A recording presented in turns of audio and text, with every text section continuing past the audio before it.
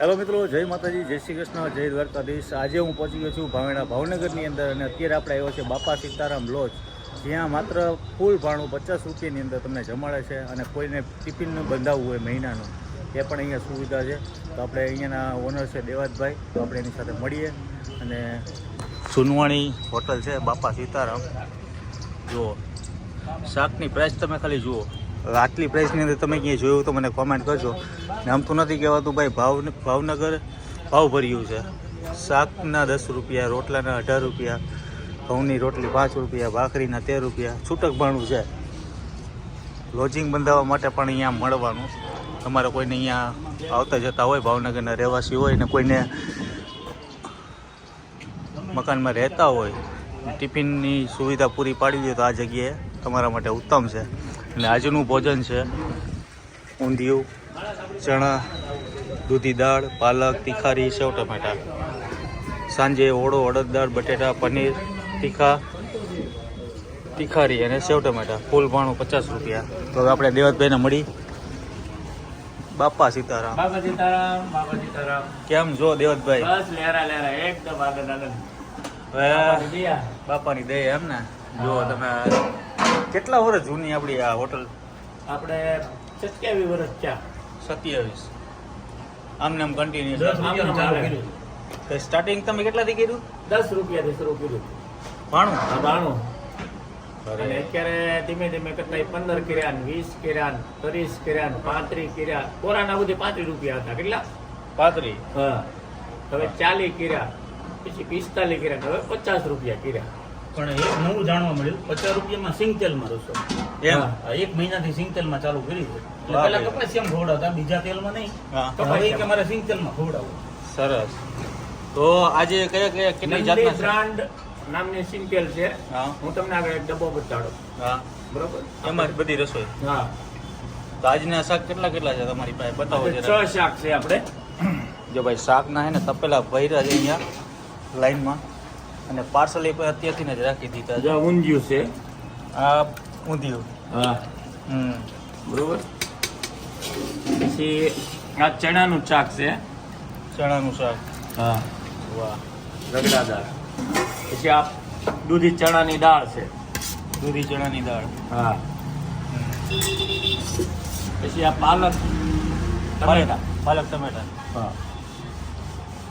પછી પાલક પનીર બનાવીએ છીએ, ને ક્યારેક પાલક ટમેટા બનાવીએ। આ દહીંની રાયતું, દહીંનું રાયતું, હા, તીખારી નહીં, આ તીખારી, આ દહીંનું રાયતું, હા।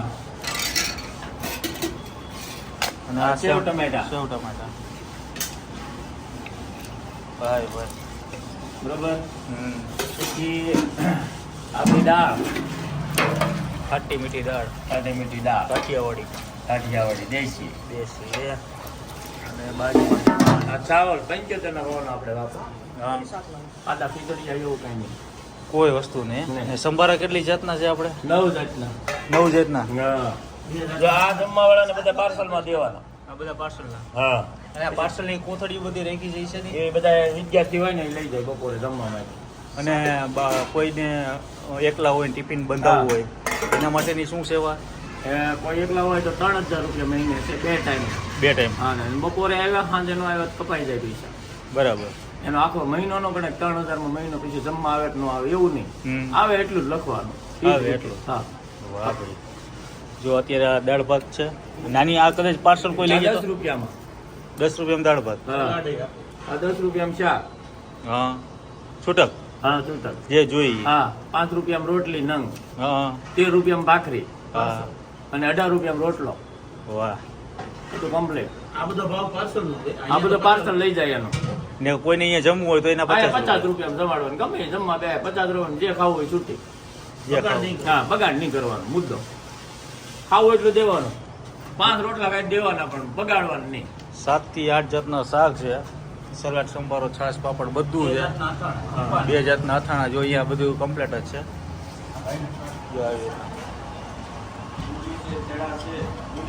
અહીંયા બેસવાની સુવિધા। દહીંનું રાયતું, સેવ ટમેટા, ના ભાઈ અમારા પાર્સલ લેવા આવ્યા છે, શું લઈ જજો? બધા શાકના પાર્સલ કર્યા છે।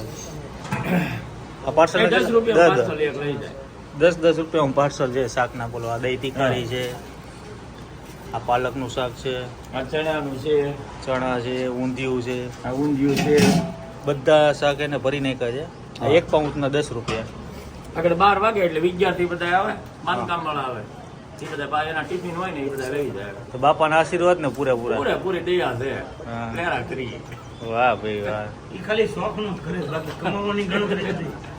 પણ હું કેટલે લગભગ તમે વિડીયો મારા જોયા છે કે દેવતભાઈ અહીંયા આપણે તો હું આવું છું અવારનવાર જ્યારે પણ આવું ત્યારે, પણ કંઈક નવું હોય, કંઈક ભાવ વધારો થયો હોય ને અત્યારે પાછું નવું જાણવા મળ્યું કે શુદ્ધ સિંગ તેલમાં હવે રસોઈ ચાલુ કરી છે. હા.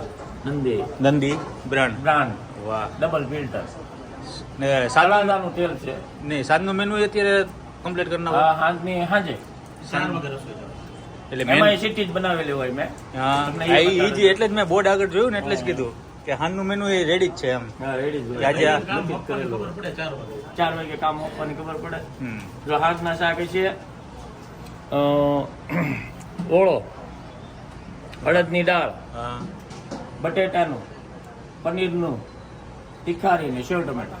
રોજે રોજ મેનુ ફરે. હા. સવાર સાંજમાં ફેરે.